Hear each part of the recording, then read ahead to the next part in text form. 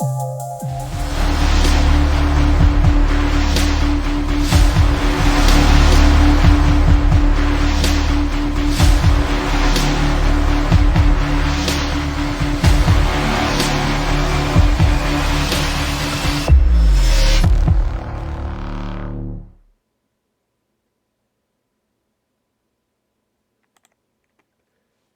NBA trade deadline is February 9th and the floodgates are about to open. Welcome back to the Upside Sports Network. My name is Michael. Make sure you hit that subscribe button. In this video, we're going to kind of break down some possibilities here at the trade deadline. A lot of different options out there on the trade market right now. One of the biggest names out there from a guard perspective is going to be D'Angelo Russell, along with Fred VanVleet. As far as the wings, there's a couple of guys out there, and Tim Hardaway Jr. from the Mavericks, as well as OG Anunoby. As far as big man, you got Jakob Poeltl in the rumors as well as Bojan Bogdanovic anyway from the Detroit Pistons. We'll see where a lot of these names end up going here in the next couple of weeks, but we want to kind of break down a video here of what exactly a trade would look like to have D'Angelo Russell go to the Dallas Mavericks.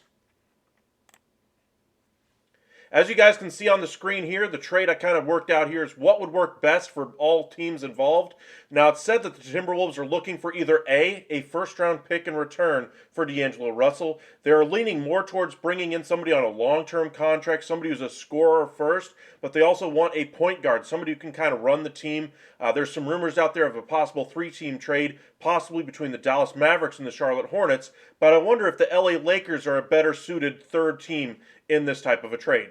Reason being is because they have interest in Patrick Beverley, who's been one of the worst players in the NBA per minute so far this season, but yet they still value him immensely in Minnesota. His leadership capabilities to try to push them into the postseason would be invaluable to them. Giving them another scorer and Tim Hardaway Jr. would be a great option for them as well, because they're going to lose D'Angelo Russell in this type of a deal. But the reason why this trade works for Minnesota is that D'Angelo Russell might walk in free agency for nothing.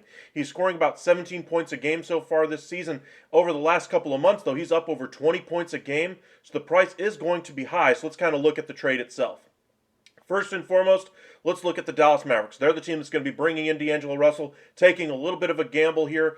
$31 million in salary. They've got to send out some salary in return, and they don't really have too many future assets. So getting some future assets in this type of a deal might be important to them, especially if D'Angelo Russell decides to walk in free agency. So when you look at this trade for the Dallas Mavericks, you get D'Angelo Russell, the first from the Lakers from 2027. We'll explain that one here in just a moment, as you can probably see already on the screen. But they also get a second as well for future trade ammunition.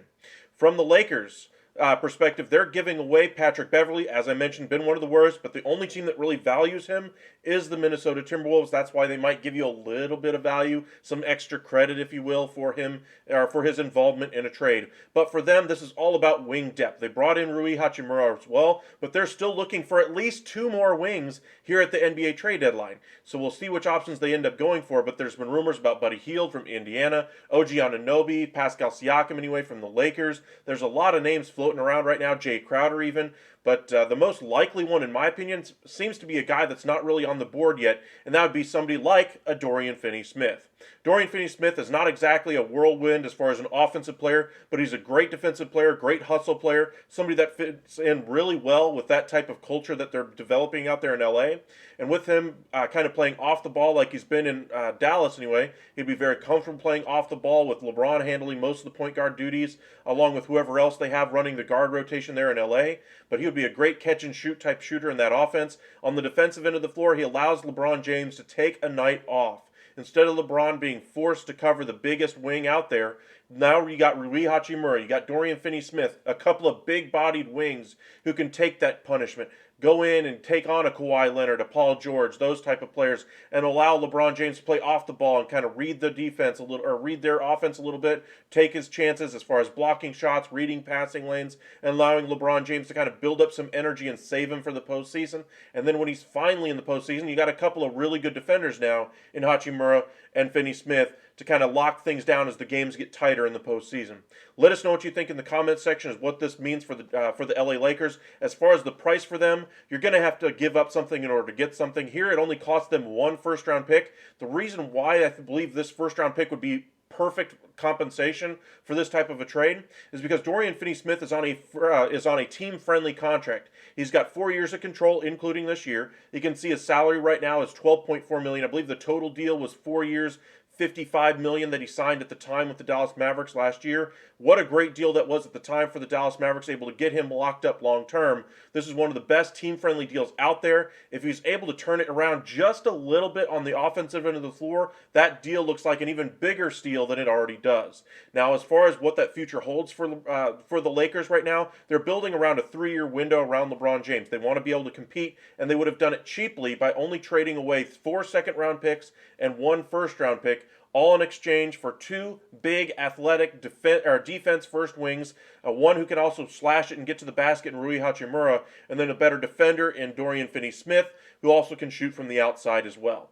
This would be a great addition to the Lakers team, and this kind of solves their issues here at the deadline. Now, I still think they could still be in the market for another wing, somebody who could play some of the smaller wing-type players, somebody maybe as a shooting guard fills into that lineup, maybe a bench-type role player for them, but Dorian Finney-Smith really answers a lot of questions for the Lakers.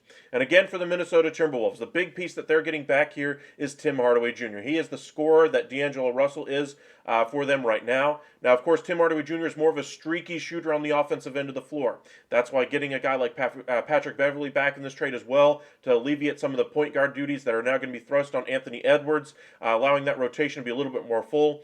Now, you remember the trade that they made for Rudy Gobert. They traded away a lot of their depth. Malik Beasley was their 6th man last year, and they really miss his involvement in their offense right now. They tried to turn the reins over to Jalen Noel. Obviously, that hasn't worked. In case you guys may not have known who that is, that should tell you show you everything that you need to know about what their bench rotation looks like from the guard perspective. Bringing in Tim Hardaway Jr. answers a lot of those questions for them, and it does it relatively on the cheap. Because again, all they're doing is giving up 2, maybe 3 months of D'Angelo Russell. They're getting another 2 years plus of Tim Hardaway Jr. And then, of course, they could re-sign Patrick Beverley in the offseason if they really value his leadership that much. But this trade works great for all 3 teams. Mavericks kind of hedge their bets, if you will, if D'Angelo Russell doesn't work out by getting that first-round pick from the Lakers. The second-round pick, I could be negotiated off of that if that's really, something that's going to keep you out of the trade, LA.